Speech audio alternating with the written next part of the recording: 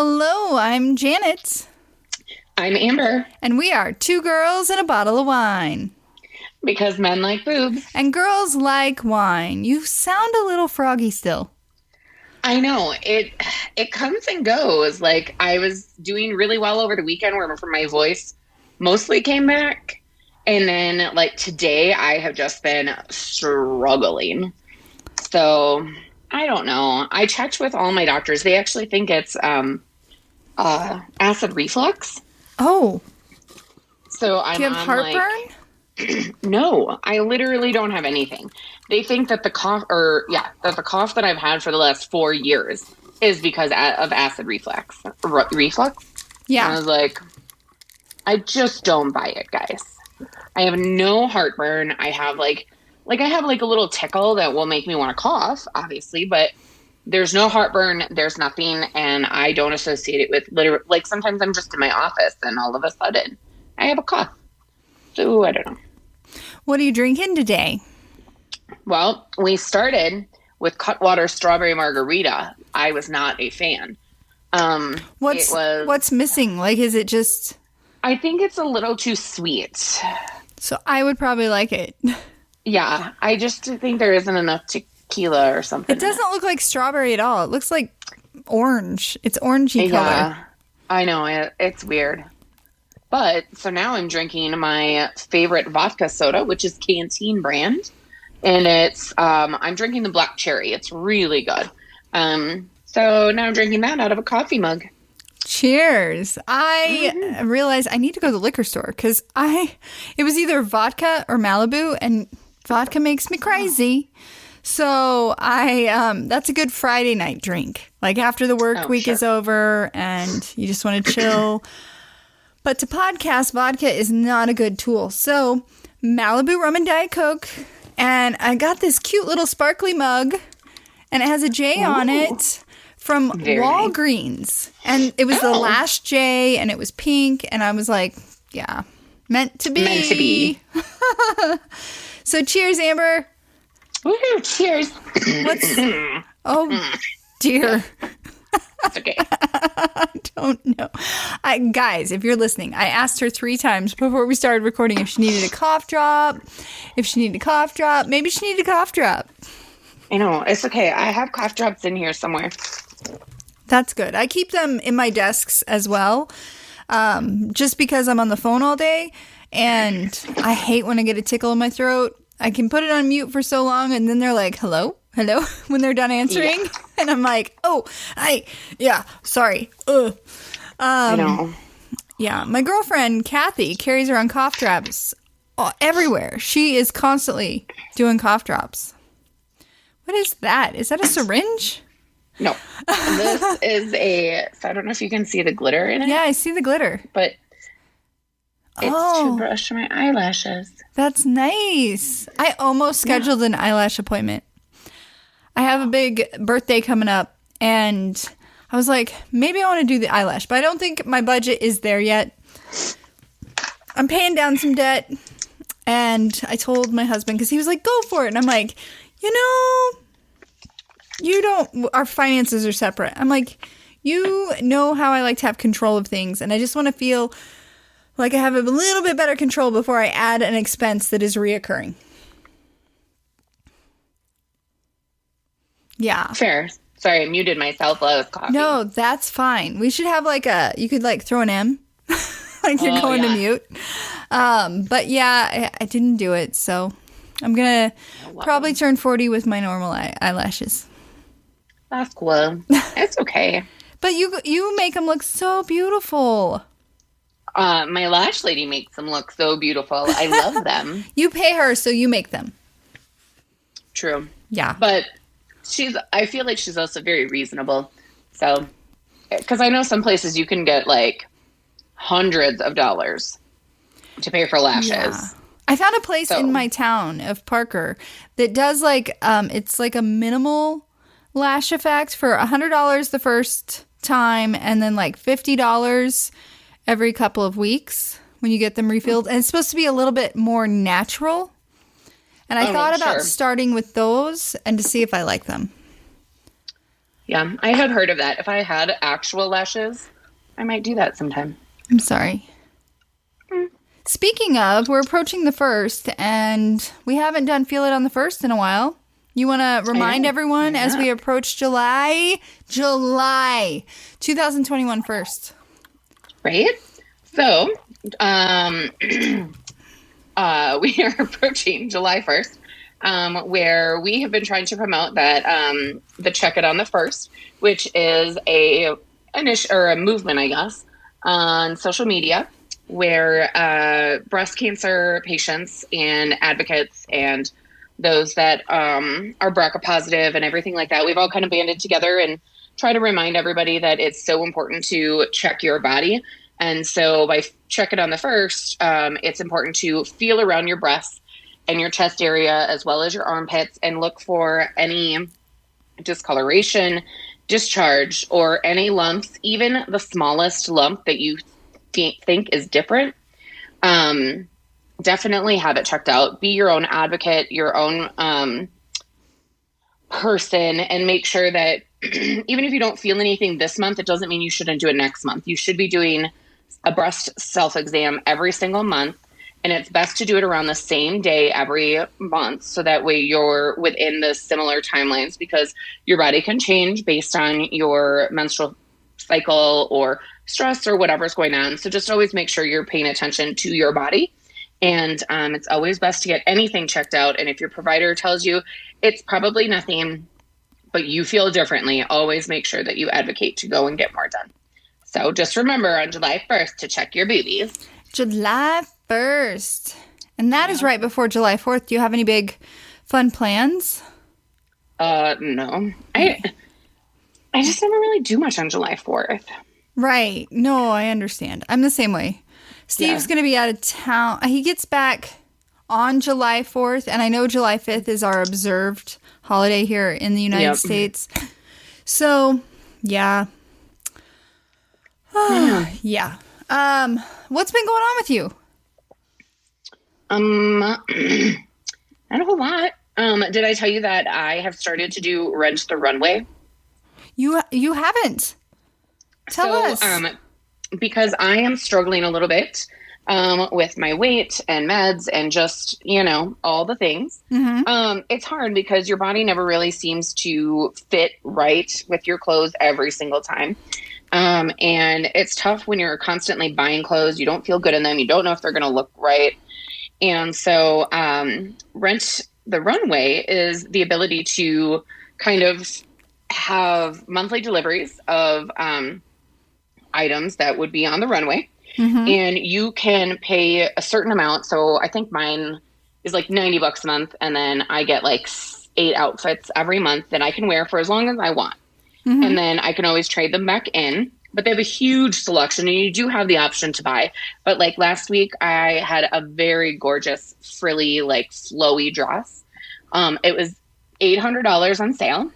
Wow. If I wanted to purchase it. I did not. Okay.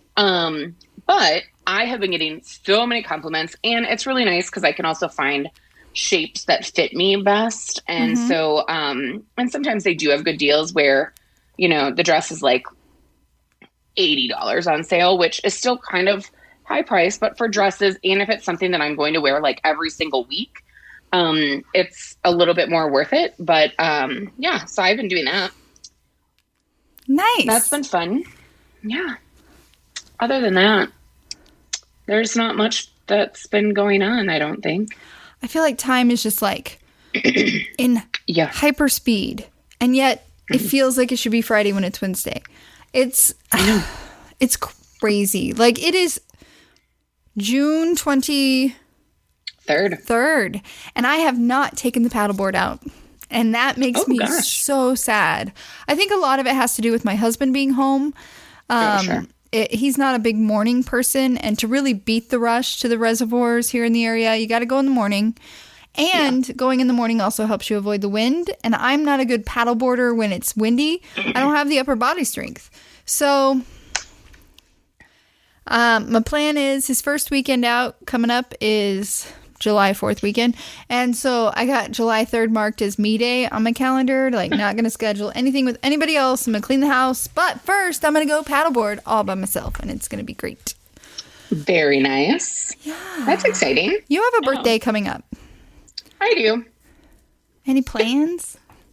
No. How are our birthdays so close? And we are two very different people when it comes to birthdays. Like, I start talking about it a month in advance. It's more than a month in advance. And I'm like, birthday's coming up. Birthday is approaching. Clear the runway. My birthday is almost here.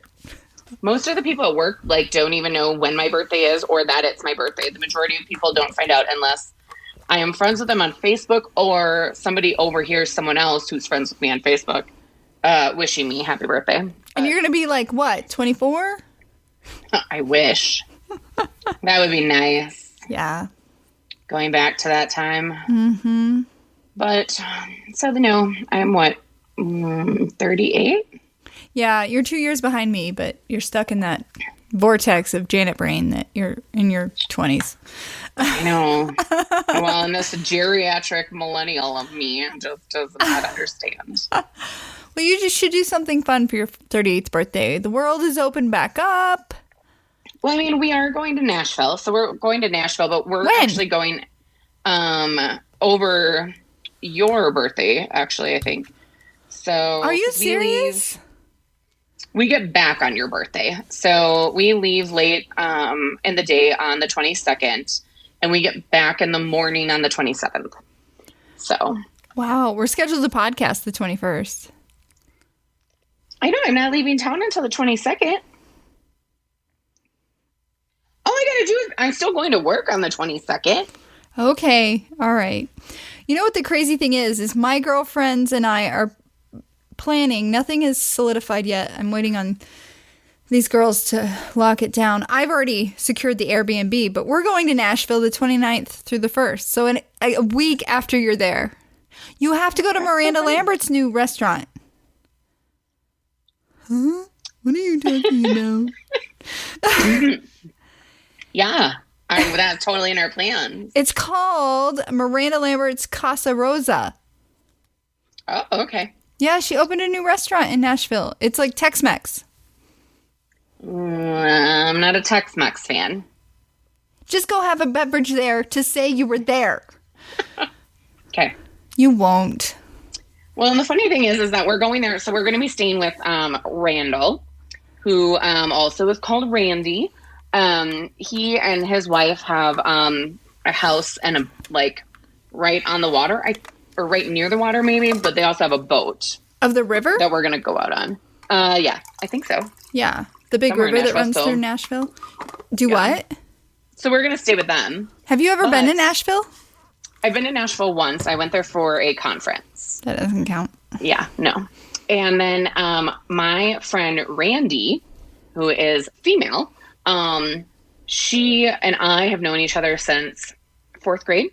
Ooh. And I have not seen her in probably 15 years. And so she also lives in Nashville.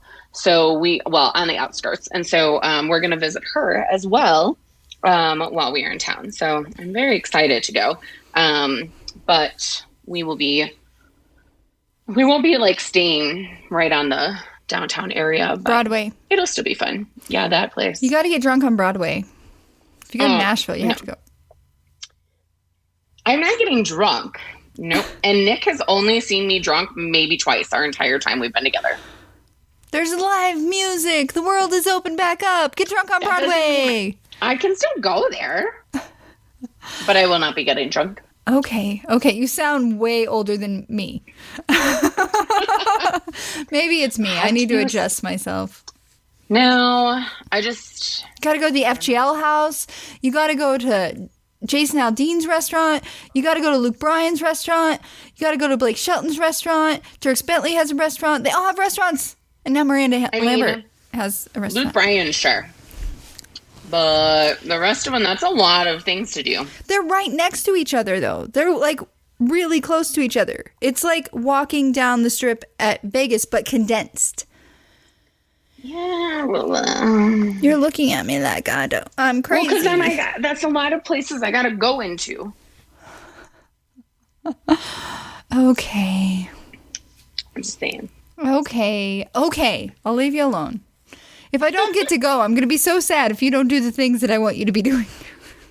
But you should be doing all the things because you're going with like your girlfriends and it's going to be a big birthday trip. And so it's like a thing. We'll see. My 2 girlfriends have kids and one of them is fully committed and the other one is like, well, I maybe can't go for all the days. Well, I don't know if I'm going to be able to go at all. And I was like, okay, I'll cancel the Airbnb. And they're like, well, wait, let me see. And I'm like, I just need a yes or no. No. And as we wait, airfare gets more expensive. Oh, yeah. The airfare there is rough. It's not cheap to fly into Nashville. No, I mean, we were, I don't want to say quite fortunate, but since our Christmas trip ended up getting canceled to Minnesota last year, we had funds that we could use. So it was like around $400. So we only ended up paying like $200 on Southwest. Oh, nice. Because we had $400 to spare. So that was nice that we were able to apply it there. But. Yeah, definitely fortunate. Well, have fun no matter what you do. Luke Bryan lives near there. So I know I'm definitely down with like hunting him down. And really at this point, I also really just want to meet his wife. Even if I can just meet his wife, I would be happy. Right? She's so funny. She is. Sorry, I'm fixated on the fact that you're going to be in Nashville a week before me. How cool would it have been if it would have been the same weekend? Well, probably not. Because I would have driven you nuts with my Nashville hype. Because it is like my favorite place on earth. It's like my Disney World. Yeah, since I've only ever been there one other time. I did go to the Grand Ole Opry. Like, I didn't see anything there. But I was able to kind of like walk through the little steps. Yeah. But because of the conference... And because I'm not as independent as you are. So when I go places for conferences by myself, it was lucky I even did that and walked through the Hall of Fame. See, that surprises me so much. Like, you're such a strong personality. And then I'm the one that's like, I'm going to take on the world by myself. But I'm like this meek personality. You're like, I'm a strong personality, but I don't like do things by myself. Yeah, no. So I just sit in the hotel and I order room service. Or I go somewhere and grab the food and bring it back with me. I don't even eat in the restaurant by myself because no. Oh, I've done that in Nashville a couple times. No. Nope. Don't do it. Why? I don't know. I just don't like it. I feel exposed and I feel like people are staring. And it's just very uncomfortable. And I don't want to be the person that like sits there on their phone. So I'm just like staring at this. If you're by yourself, you should be there on your phone. Yeah. I don't know. I just don't like it. And then like when I go and like I walk out into like do things. So even if I'm not eating at a restaurant, I like to experience with people and like have a conversation about it. And I can't really do that by myself. Otherwise people think I've got schizophrenia. That's what makes the world go round, is the different personalities. And I'm not saying that there's anything wrong with the fact that you can't do the things by yourself. Oh, yeah. It just surprises me because you are such a strong, take charge woman. Yeah. No, don't like doing things by myself. I can run errands by myself, but I don't want to travel by myself unless I'm like going to lacrosse because I know people. I'm meeting people up there that I know. But I also don't want to, like, invite others to come and speak to me that I don't know. Right. Like, Nick wants to go and, like, he likes to go travel by himself and go sit at a bar and, like, strike up a conversation with people. Not just as one more person I have to talk to on a regular basis. I just don't want to. Okay. All right. Cool. So I am back in the office up to 4 days a week. Mm-hmm. Notice how I said up to. I'm probably going in 3 days a week. This last week was special because we are out in the middle of nowhere, our offices, and our we're on a well, and it dried up, or we went really low, and so they closed the office Monday and Tuesday. Oh, so nice. I'm in the office. I was in the office today and tomorrow, but like, I want to talk about like how like. What is professional now? Because in our office, you can wear jeans every day right now. Oh. I don't like jeans. I'd rather wear I get my Beta brand work pants, yoga pants. Those are so comfortable. Not sponsored, because we have no sponsors for this podcast except the CBD store. And if you want to know more about that, look in our notes. But they're so comfortable. What does professional look like in your world? So I work in healthcare, and so the majority of individuals around me wear scrubs. However, because I'm more in an administrative role, and my team is as well, we do dress casual, but at the same time, is that right? Business casual. I always say dress casual. Business casual. And so I have not worn actual pants since probably 2018 or 2019. And that is my own personal issue. So I'll wear like yoga pants and like leggings and stuff like that, but I have not worn actual dress pants or jeans since probably 2019. If not 2018. So I just mostly wear dresses, but, every now and then, like my team will wear, like jersey knit dresses and stuff like that. And then our leadership though tends to be a little bit more, of the business casual that you're used to seeing with like the dress pants, button ups, but still, fairly dressed down. But we did have during COVID, we actually were allowed to wear jeans almost every single day. And then they stopped doing that probably like 6 months ago. They stopped doing that. So interesting. Well, there was a study done that showed that, or a lot of sources were interviewed, that when it comes to professional, the old standards are outdated. And they can actually cause emotional and physical distress. And it also increases the potential for discrimination to people from marginalized groups. So if you can't afford that's a very good point. The professional look, then you're going to stand up. Yeah. So I just wondered if you had seen a shift from pre-COVID to current, with the world changing constantly. Yeah, there's so many things that I've seen a shift in, but this actually really hasn't been one of them. And I think that is just because of the way that we are set up. The reason why we stopped wearing jeans every day is because jeans can also be unprofessional. And so, people would disregard the whole don't wear anything with holes or acid wash or stuff like that. But then also they felt that our patients were unable to tell the difference between the quote unquote lay person who is just there to see their child, as opposed to the person who works there and could probably tell them where something is. And so that was the concern that our hospital had. And so that's why we went back to wearing regular business casual. And this goes long beyond COVID, but I know in my office things changed with COVID. But in the past decade, people of all races are experiencing the freedom to dress more casually and dye their hair unnatural colors, Amber. And there is, in this article that I've got from today.com, there's a lady named Mandy. She's a white woman who works for a nonprofit. She shared that she shaved her head and dyed it unnatural colors and patterns. And she's in her 40s, and she didn't have any fear of losing her job. Yeah.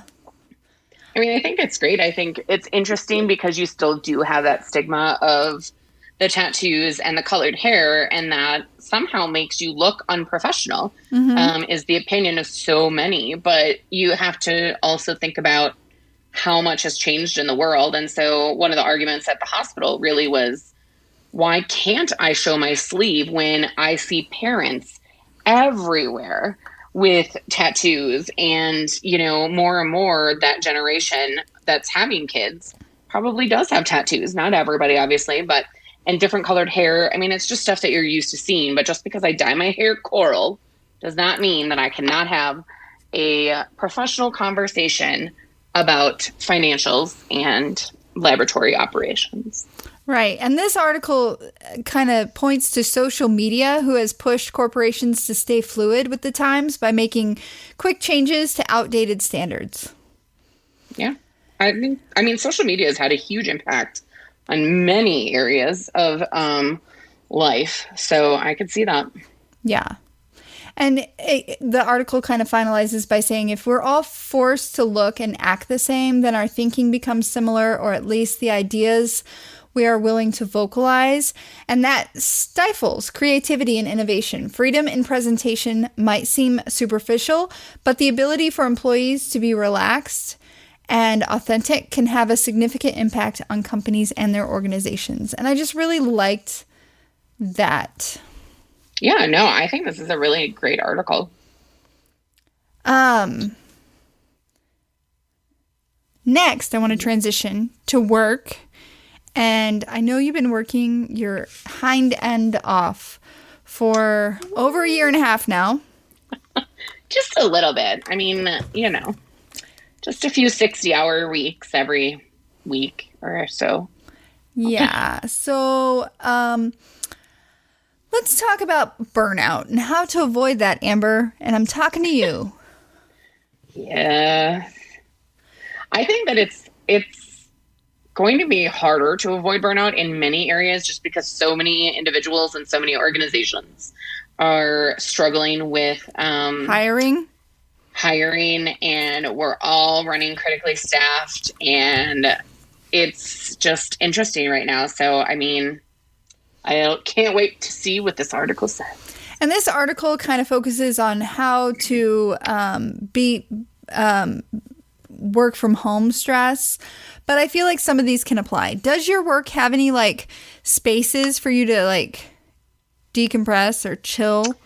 I don't think so, to be honest. I mean, we have areas that you can go. Like we have the coffee shop, and we have there you go. That is perfect. We have a little corner up in our cafeteria where there's little chairs. And just today, I think, or maybe last week, they opened up our dog park. Mm-hmm. And so we have a dog park for our medical dogs. And then we have a non-domination chapel area. And so we do have areas that you can go. Have you thought about carving out time for you to go there? No. I had a leadership I have to do this leadership training every month for a year. And it's mostly just people getting together and we all talk. And one of the things they're talking about is kind of similar. And nobody was really talking. We were all just kind of sitting there staring at each other on our screens. And so the woman leading it, she was like, okay, well, we'll end 30 minutes early if you go and take time to do something for yourself, whether it be go for a walk or do something. That is not what I did. I was like, oh, let me go because I got to run to micro. There's a missing COVID. I got a phone call. There's shit going on. Nobody's going to take care of you, Amber. You have to take care of you. I know, but I take care of myself at home when I'm just chilling whenever I get there, whatever time that may be. Yeah. And I got all these fun fidget toys in my office. It's great. You're on a lot of video calls, it sounds like. Yeah. So, have you experienced video call fatigue? Yeah, I do. I'm kind of over. I think it's actually led to me being more distracted and multitasking because you are just on a video call and sometimes not everybody can see you either, but I'm just sitting in my office. So why wouldn't I multitask and answer emails and work on something else? And I miss being in that physical space, and we're starting to get back to that. But I'm kind of over those video calls. And this article says that opting for audio-only meetings, when possible, also allows you to feel less tethered to the computer and can ease up the fatigue of being on camera. Oh, yeah, I agree with that. It also says you can turn off the little box in the corner that shows you and how everyone else sees you. I don't want to see that. I need to see that box because it reminds me you're on video. Don't pick your nose. Exactly. I like to see what I look like. Right. If I'm slouching, I need to be able to stand up. If I'm not like smiling, I need to smile. So I can't do that. Amber, you got to set boundaries and limits. Yeah, I've heard this. I've heard this. Why can't you do these things? So, because again, I think it's still the same thing. Like, I'm trying to set boundaries, but it's really hard because we're so critically The demand staffed. is high. Yeah. Like, you get someone and then you have all these different ways to get a hold of you. Mm-hmm. And so I try to put myself on busy on Skype, but I forget on Teams.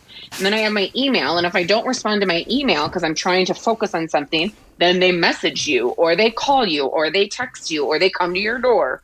Like, it's so hard. I get that. Even when I'm on busy, we don't have Skype anymore. We got rid of Skype and we only have Teams. Even when I have the red dot, people message me. So I've learned when I need to focus or when I am in a conversation, I put my do not disturb, and then the notification doesn't pop up. I know. I have to do not disturb, close my office door, lock it, put a do not disturb, forward my phone, and then turn my cell on do not disturb. Yeah. Well, I'm going to share this link in our notes so that the rest of the people that might want to actually be open to avoiding burnout can do that. Because I feel like, Amber, you're not open to these ideas. You keep shutting me down. You're like closing the laptop in my face. Right? I know. Number 7, which I think is like the final tip, is like take a day off the right way. You're funny. You're funny person. I get it. I was on a call with my team, and my team is a global team. Most of them are in Australia, and the Australia way is a little bit different, but not too different.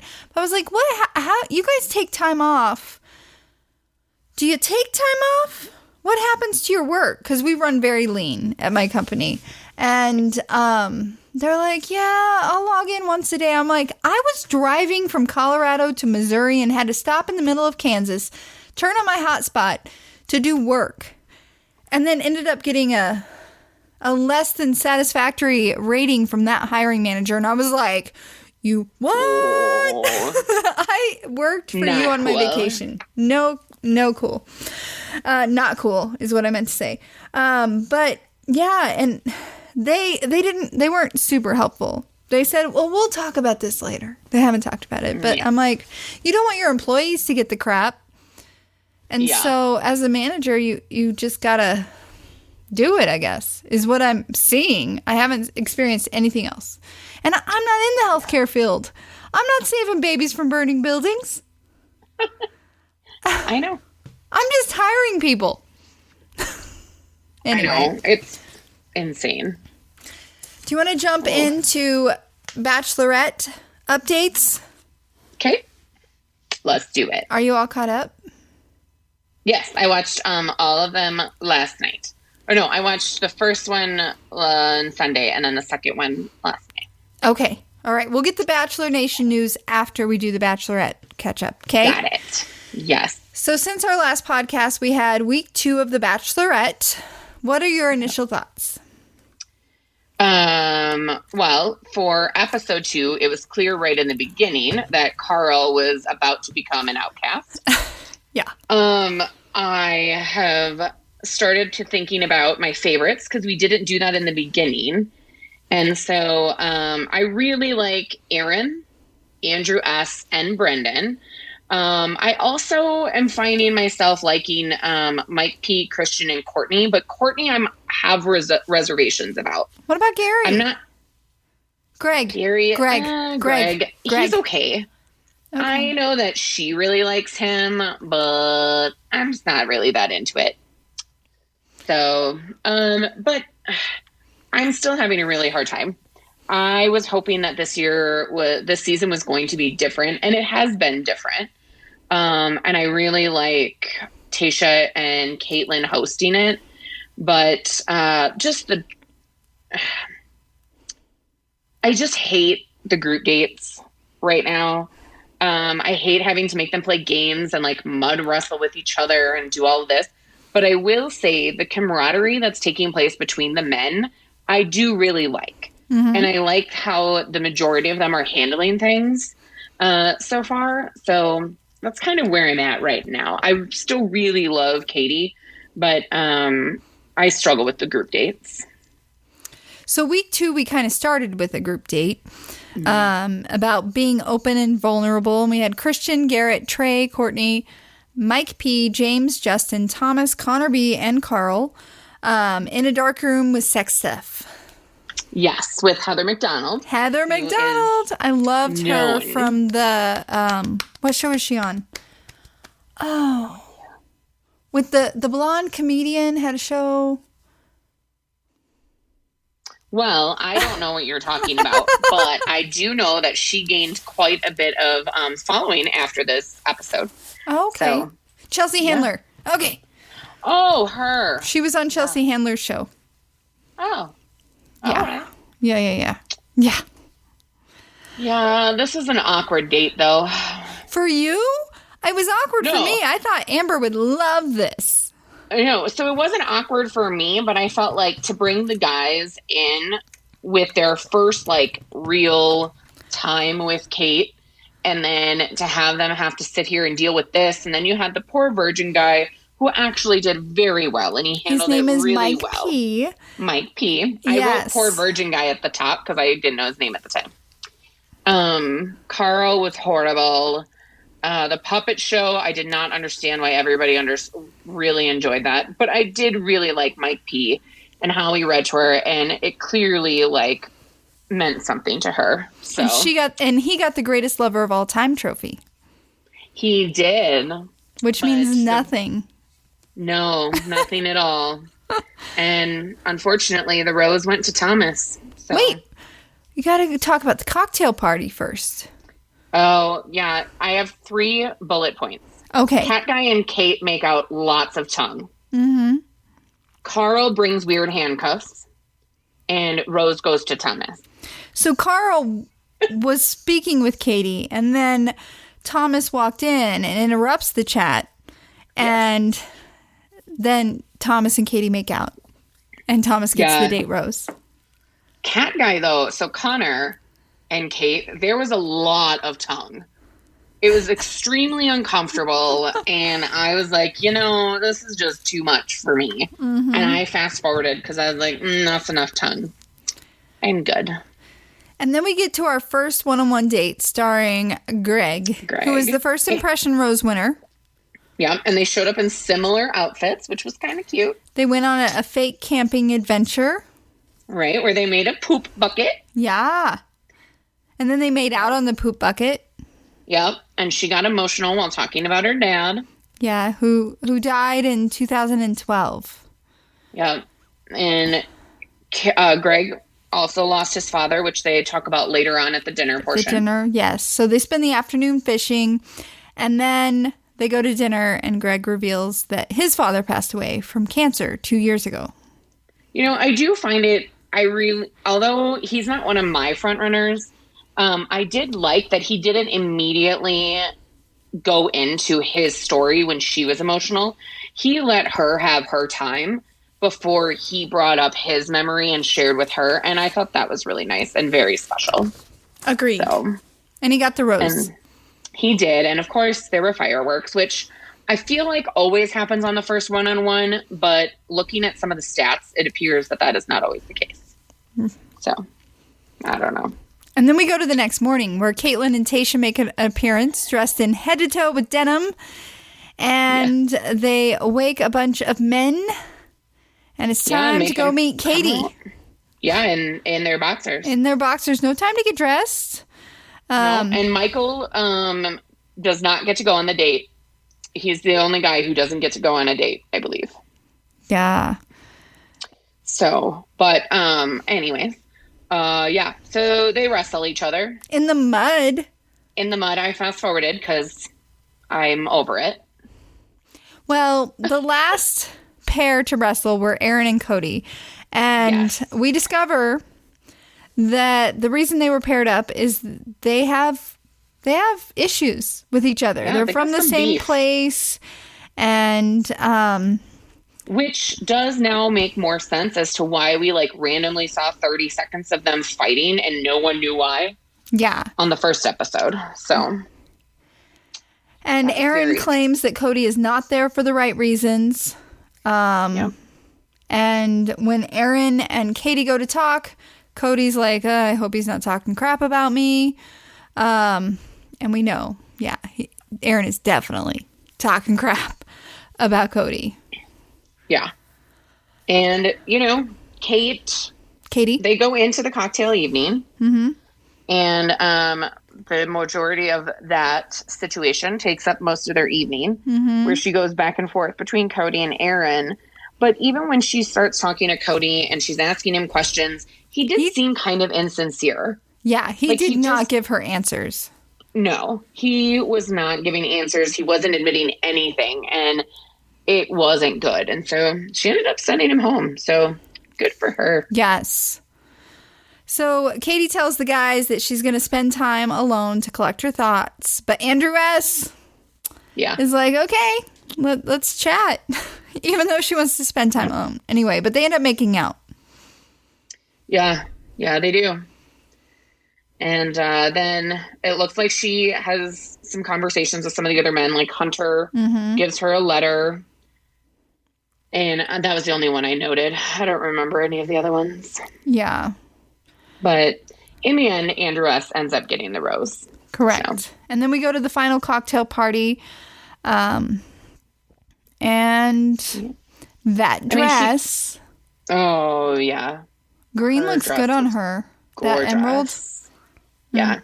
And she paired it really well with like her eye makeup and everything. She looked great. Yeah. But she does grab Michael right off to say, hey, I just want you to know that like the only reason why you didn't get a date is because I feel good about this. I feel comfortable with this. That's and I didn't awesome think I of needed her. that extra time. Yeah. I thought that was really good of her. Sometimes the leads don't do that, and it leads people to spiral. Yep. And then Carl, he's wondering. Carl happens. What other guys might be here for the wrong reasons? Right? But then he refuses to give her any examples of things that may have been said, any men that may have been included in his thought process for this. And I find it very interesting, the whole scene, because he basically comes back and is like, when the men figure it out, he's like, I don't want you to, or no, I'm sorry. He tells Katie, I don't want you to stress. Well, then why say it? Why'd you say it in the first place? Correct. Little ridiculous. And so she ends up bringing in Aaron to ask him. And I actually, so this is, I think, I liked Aaron before, but this is where I started to kind of like him a little bit more. And maybe I'll end up regretting these decisions, but I liked that he went in there and he had an opportunity to be like, oh yeah, there's definitely men here. But he was like, no, I have no idea what he's talking about. And he went back and he agreed with the men. And I mean, I think that kind of comes into the next episode, but because Katie addressed all the men. It was like, if you're not here for me, I want you out. Yeah. And the men are like, huh? What are you talking about? Yeah.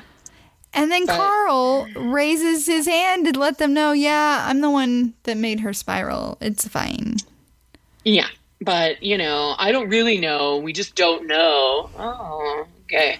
And then they're like, you're a loser. So that kind of ends the episode, right? Yeah. So then we go to this week, which is week 3.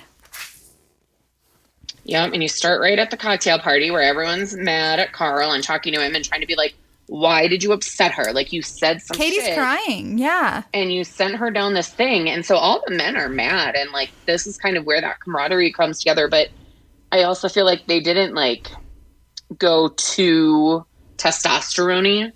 Testosterone-y. I love that word. It was just very matter-of-factly, like, what are you doing? Like, we are all here, hopefully, for this reason, but no one has said anything. And so they do all kind of agree. And then they, like, show Carl is, like, off practicing Taebo, which is what I called it. But he's just, like, punching in a room with his jacket off. And, like, it reminds me of Friends when, like, Ross, like, randomly practices karate. Yes. And I was like, what is he doing? It was just weird. Right. Let's see. And then David, Hunter, Connor, and Mike P all get roses. And then Mike's like, hey, guys, I got this. I liked this part. I know. It was fantastic. And he lets her know that we've come together in solidarity to say that we think that, unfortunately, what Carl said wasn't the truth. And that kind of makes her, be like, well, oh, shit. Pause. And then all of a sudden, Tasha and Caitlin appear. But we don't see that she gets any advice from them. No, none. But we eventually say goodbye to Carl, John, Kyle, and Garrett. Yeah, I honestly was so mad towards the end because when it came down to Aaron and Carl, I was like, oh, this bitch is going to choose Carl. And not because of her. I had a feeling, because I sometimes feel like when they say I'm going to follow my heart, I feel like it's a producer's choice. Yeah. And so I thought for sure they were keeping Carl on, because I also thought that some of the previews up into episode 3 made it look like Carl was there later on. I wonder if he comes back. So that's what I'm nervous about, but we'll see. But I was so happy when she kept Aaron, because I was like, really? But, yeah. And Carl doesn't even say goodbye to her. He just basically looks at her and looks at everybody and walks out, and he didn't even do an exit interview. Yeah, he didn't have any time in his life. Which we actually haven't seen any exit interviews outside of the first night yet. So then we get to the next group date, which is all about honesty. And Amber, I feel like you're not going to want to talk about this one. Yeah, the first sentence is Nick ... Ugh, barf. Yeah, so Nick Viall comes back, and we have Aaron, Courtney, James, Connor B., David, Justin, Thomas, Hunter, and Brendan all on the date. The men and Katie sit down in a circle, kind of like a group therapy style type thing. And Nick tells them, I'm here to hold you guys accountable. And he swears he has received DMs from people exposing these guys. Yeah, I mean, so in general, I really enjoyed this date. Shocked. Color me shocked. I was like, Amber is going to fast forward through this whole damn thing. So I took copious notes. Well, because Nick didn't really speak, except for in the beginning and the end. I think he's so cute. And I do think that it could have been done better with a different individual, like Ben, or I don't know, literally anybody else. Yeah. Bring Bomb Guinea back. I know. But I did really like this, and I honestly feel like this is something that should be done at all of the seasons. Agreed. On a group date, because basically what they're doing is they're sitting down and they're saying, tell us about your negatives and your flaws. Tell us about the things that you don't want us to know. Where you messed up in the past. Yeah. Right. We all have a past. We all have mistakes that we've made. And, we learn different things from them. And so let's sit down and talk about it. And I really enjoyed it. And the majority of the men really opened up. And some of it was, Connor B., when he is talking about, his struggle with addiction and alcohol. And, excuse me, I honestly thought that he was going down a road where he was going to say he hit his girlfriend. But it was that he cheated on her. And just how emotional he was about it. But these men really did open up, and I think that was great for them, and it ended up being great for Katie. So, and Hunter sharing that he his first marriage ultimately failed because he focused too much on work. That's so relatable. Now Thomas admits that when he first got cast, he had no idea who Katie was, and he figured he may as well give the show a shot because, you can build a great platform from it. And he confessed that, I think, is he the one that said he went on a date right before? No. I think so. So I don't know, because I did fast forward a little bit through his because I was getting irritated. All of these men, and all the men were irritated too. All these men are sitting down and they are talking about the most gut-wrenching things for them. David chose his career versus a relationship. Hunter chose a career over his wife and his kids. Like there's all of these just very emotional and deep things.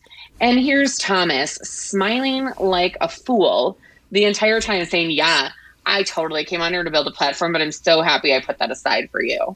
Right. Okay. So you're telling me you've never done anything bad. Cool. Which comes back later.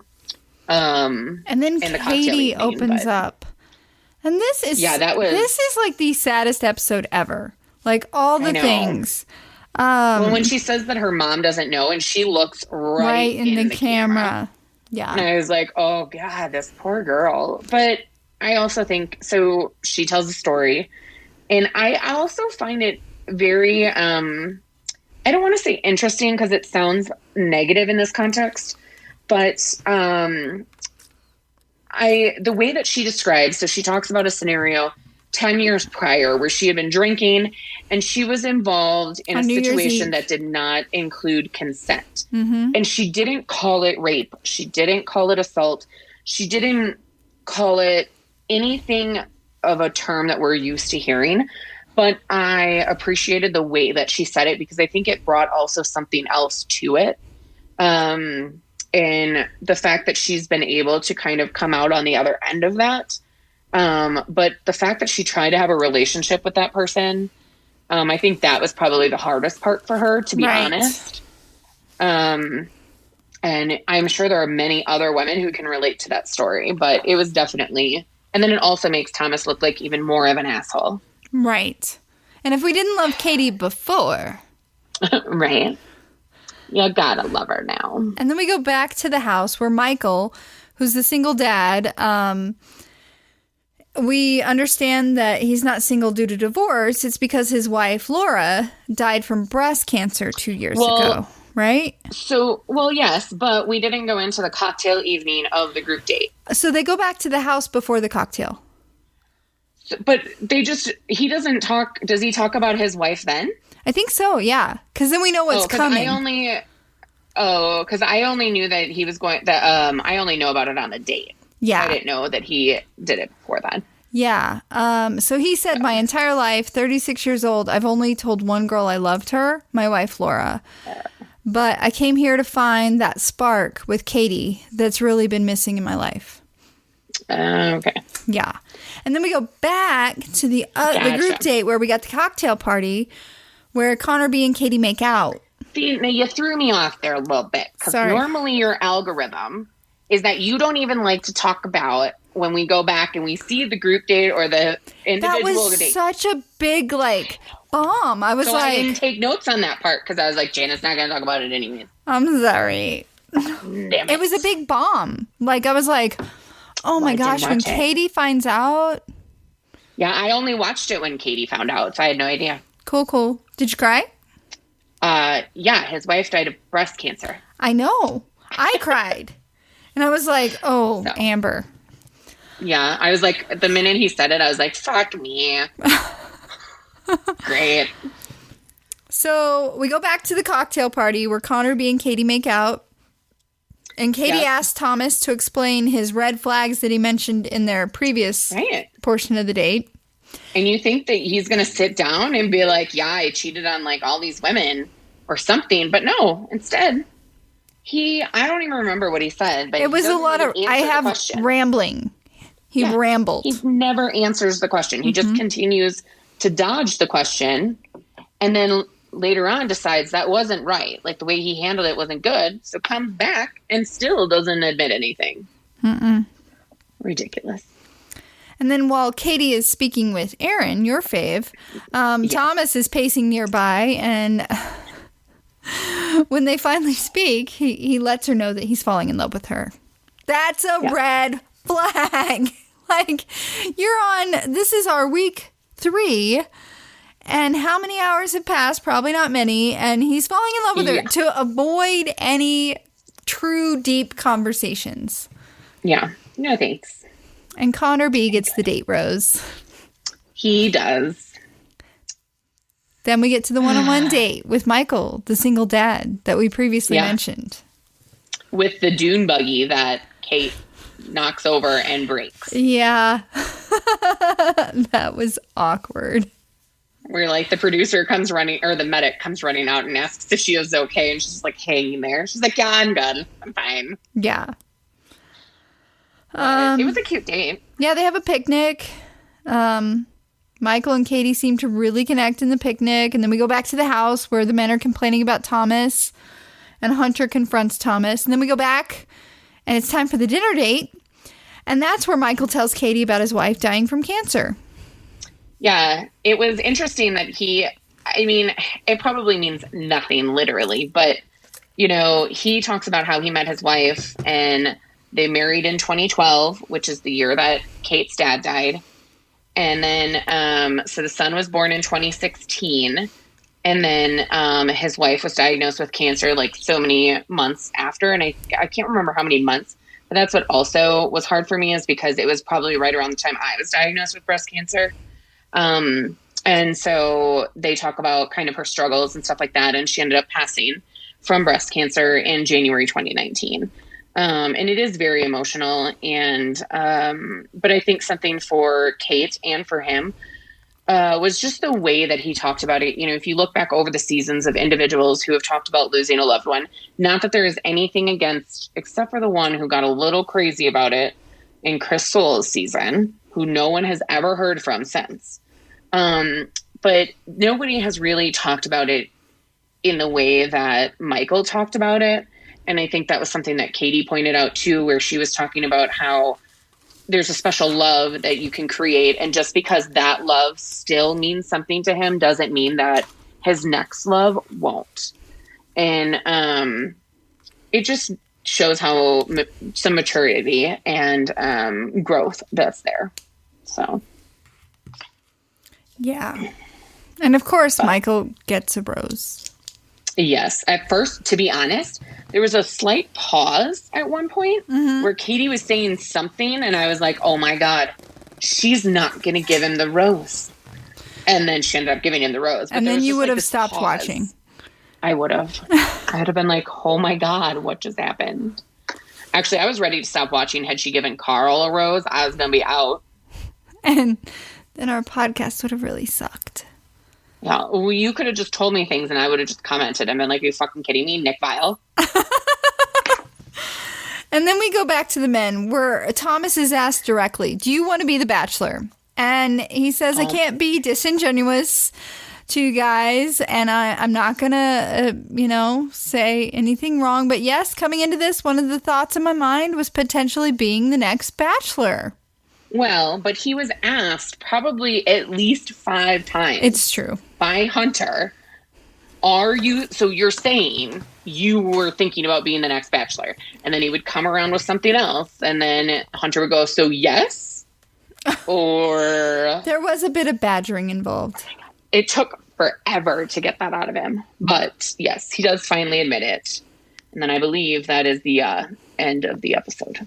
Yes. Now let's get into Bachelor Nation news. Oh, sorry. Excuse me. One last thing. I'm really getting annoyed that the rose ceremonies are no longer at the end. I know we've talked about this before, but it's really starting to make me angry. Okay. Bachelor Nation news. Let's talk about Carly of Evan and Carly, but they separated. You have thoughts. They did. So she was in rough shape after she was rushed to the hospital. Yeah, so she was getting ready to board a plane. Her children were with her mom. Evan was not there at the time, and she started having some stomach pains. And so I know most of this because I saw the article come out that Evan had posted some photos with her approval. And then she had finally come out and spoke about it days after. And I was like, oh my gosh, I really want to know what happened because I do follow her on Instagram and I really like Carly. And so I'm listening to this 15-minute video. And at the end of this bitch still cannot tell me what the fuck happened to her. I was like, I had to listen to this for 15 minutes. Like the first 5 minutes was just her telling us like that how she got to the airport. I was like, oh my God, this is too much. Anyways. So she started having really bad stomach cramps And she said that she equated them to kind of having pregnancy cramps and contractions, but they were just so much worse. And she thought that she was probably fine. So she ended up getting on the plane. And while she was on the plane, she realized, oh my God, I need to get off. And she stood up to get off the airplane after they had already closed the doors and everything like that. And when she stood up to say that she needed to get off the airplane, she just passed out. And somebody caught her before she hit the ground because they could tell that she was not going to be doing well. And so they ended up, taking her off the airplane and getting her to an ambulance. But throughout all the tests that they ran and everything like that, I thought she was going to have like an appendix burst or something. But in the end, they still don't really know what happened to her. She said that her white blood cell count was just like off the charts and they couldn't figure out why. She tends to get a low blood pressure anyways. But they also had a really hard time getting her blood drawn or get an IV in her because I guess she was really dehydrated and she didn't know why. She said that she's not great at drinking water, but she didn't think she was that dehydrated. So still to this day, they don't really know what happened. But all of her pictures were approved by her to post and by Evan. And she was very happy that Evan was there. They still have a close relationship, even though they've been split now for a while. Yeah. But I did see another article where a close friend, I did not read it, said that their marriage might not fully be over. So it might have been clickbait. I don't know. But, maybe they still have a chance to be together. Yes. And August 16th, we got Bachelor in Paradise coming back. And Wells Adams is not only going to be the bartender, he's going to be the master of ceremonies for the rose ceremonies. And I'm so excited. And I'm really excited for that. We talked about it last time. David Spade, Little John, Titus Burgess, and Lance Bass are all confirmed to be on. I'm not going to lie. I don't know if I can watch the episode with Little John. Why? It's just, he's very dramatic. Oh. I don't know. We'll see. I'll try to watch it. And then Ari and Lauren brought their newborn daughter home. They did. So Ari had her twins and the daughter had to stay behind. Lauren had her twins. What did I say? You said Ari had her twins. Yeah, Lauren. Ari did not have the twins.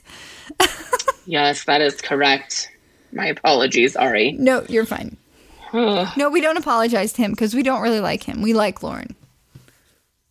Oh. All right. However, it doesn't matter. Okay. What? What? I was going to say, well, we don't write off Jason Mesnick or Ben Higgins, who also told two women that he loved them. I know, but I like Ben a lot. And we don't talk about Jason Mesnick much. And Ari, you can't mess with Becca. Becca should have been with Blake. Just saying. Yeah, she's a little bit of an idiot, but whatever. Anyway, Lauren had her and Ari's twins. The daughter ended up having to stay in NICU for a couple days, but she was finally able to bring her home just a couple days ago. Right before Father's Day. Yes. So that was nice for them. Very cute. Any other Bachelor Nation news that I've missed? So I saw. Oh, I knew you would have more. I knew it. I don't know. I happened to just come across this morning. And apparently Juan Pablo has recreated his breakup scene with Clare Crawley with his daughter Camila. That's inappropriate in so many ways. Right? Apparently there is a recent TikTok video, which I have not seen, where his 12-year-old daughter Camila and Juan Pablo, who's 39, reenact the famous scene while his daughter mouths the words that Crawley said after she dumped him. And he is married now, which I find just appalling in all itself. But so the words that his daughter mouths is, "I lost respect for you because I'll tell you what, I thought I knew what kind of man you were. What you just made me go through, I would never want my children having a father like you. And then he ends up muttering, whoa, I'm glad I didn't pick her. Right. I'm watching it right now. I'll tell you what. I thought I knew what kind of man you were. What you just made me go through, I would never want my children. Why would he do that? Why? Yeah. Why? I know. Oh, I'm putting this in the doc so that we can share it. Yeah. So That's I saw totally that and I found that very horrible. interesting. Interesting is not the word. I know. It I was is like, really? appalling. Yeah. And so that was one of the pieces of information that I thought was, I don't even know the words for it. Appalling is what comes to mind. Yeah. But it does appear that her and, what's his name? Ross? Clare Crawley. What? What's his name? I don't know. What did you say it was? Ross? Isn't it an I R? love that. Isn't that horrible? Claire. Like how quickly names... Oh, no. Dale Moss. Moss! So close. No, I wasn't at all. It's fine. I mean, Moss. Ross. But my understanding is that they have started to kind of get back together, and we also know that Rachel and that guy, shit, guys, it's getting tough. Matt James? Yeah, Matt James and Rachel have also started dating again, and they've been seen in public. And, our favorite Tyler has been asking people to respect them, and they've gone through a lot and worked through a lot.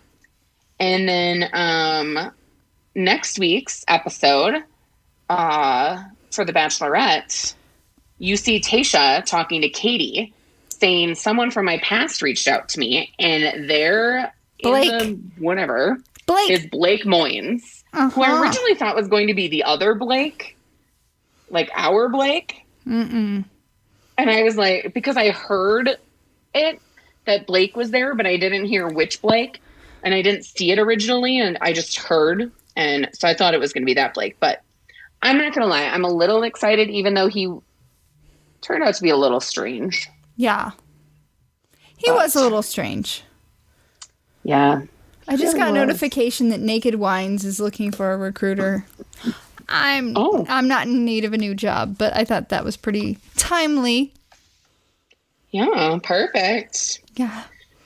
I'm trying to think. I don't think there was really much else. What are you listening to? What are you watching? What are you doing? Oh, so I did just start a new book on tape. So Lisa Gardner is one of my favorite authors, and she has a book called Before She Disappeared, and I just started listening to that today on my way home, and it's a story about a woman who, she's not an investigator, she's not police or anything to do with anything, really. She's just a civilian who likes to help out people. And so she travels and listens for stories where an individual of minority has been lost and can't be found. And basically, like, the police have stopped looking and social media has kind of, quote unquote, forgotten about that person. And so she ends up going to these towns, getting a job as a bartender in a local bar, and then ends up looking for them and finding these missing individuals. And so the town that she's in right now, there is a cat that is in the apartment that she is going to be renting, or actually getting to live in for free while she bartends. And the cat's name is Piper. How hilarious. So, I'm pretty excited about that. But other than that, I don't have any new music or anything I'm listening to. All right. I finished the last book, and I couldn't remember if I mentioned it on the podcast. When No One Is Watching. Did I mention that on the podcast? Oh, I think you did. So it is even more fantastic than I anticipated. I'm not going to be able to make it to book club this week like I had hoped, but I do highly recommend that book. And I just started The Secrets You Keep by Kate White. And then when it comes to music, Walker Hayes has a new album, which I'm digging. It's called Country Stuff. And I do like him. Jimmy Allen has released Kiss an Angel Good Morning, which was a Charlie Pride song I was going to say that my grandma loved, but Jimmy Allen does it justice. Thomas Rhett released a song called Things Dads Do, probably timely for Father's Day. Yeah. And then as far as podcasts, I have discovered the Lazarus Heist. I feel like that's hard to say for me. You paused me. I know, because I just remembered I did start a new podcast called The Piketon Massacre. Ooh, is it good? So I really like it, except there are sometimes that I feel like the story could be told better. And so I'm kind of struggling with that, but I feel like it's a good story. So it's about a family of 4, about the Rondons, I think it is how you say it. And they lived in 4 different homes and were all like, multiple of them were killed. Mm-hmm. And the only individuals left were thank God, like the infants, the children. But it's a very interesting story about how they did end up arresting or having some suspects of another family. But the intertwinings of it is very intriguing. And they don't know if it's this family or if it was like a sister-in-law that somebody paid to kill her own family, or if it actually had to do with a drug cartel, because they actually found marijuana weeds or marijuana plants in 3 of the 4 homes in which the bodies were found. Wow. So it's just very interesting. And so I just started listening to that. So I'm like 2 episodes in right now, 3 episodes. You'll have to report back and let us know. Yeah. I'm interested to see where it goes. Well, I have our Positive Polly. If you have any wine tips. I am grabbing a wine tip, but real quick, I know that we are running long, but when I had searched Bachelor Nation News, I also had found something. I'm not a huge fan of Rachel Lindsay, but 2 days ago, yes, on the 21st, an article was released by Vulture, and it's titled, "Rachel Lindsay has no roses left to burn." And her quote from that is, "I thought I could change the Bachelor franchise from within until I realized I was their token." And so her opinions are very strong and very out there sometimes and aggressive. But she kind of goes into basically thinking that the whole thing about Chris Harrison, and that was a chance for her to kind of speak up, and it ended up getting turned kind of on her. And sorry, I just got this, so I'm like trying to, but she says that her and Chris were never really friends, but you travel with him, you sit in the hotels and the airport so much that he's just the one that you do it all with. And he became someone who gave her advice on how to navigate the show and the celebrity of it. And she actually used to call him her fairy godfather. And at one point in time had mutual respect until that interview in which he said the things that he did. And she said that she felt disrespected. And so that's kind of where she goes on and talks about how she feels like she was the token to change everything about Bachelor. Mm-hmm. I saw a lot of the Rachel Lindsay things, but I didn't put them in because I wasn't sure, because I knew your feelings about her. Yeah, it's very aggressive. And I think even just this article, like looking at it is very interesting. But anyways, you do your Positive Polly and I will grab my wine. Thank you for sharing that. Yeah. Positive Polly. This is a reminder for myself and everyone else listening.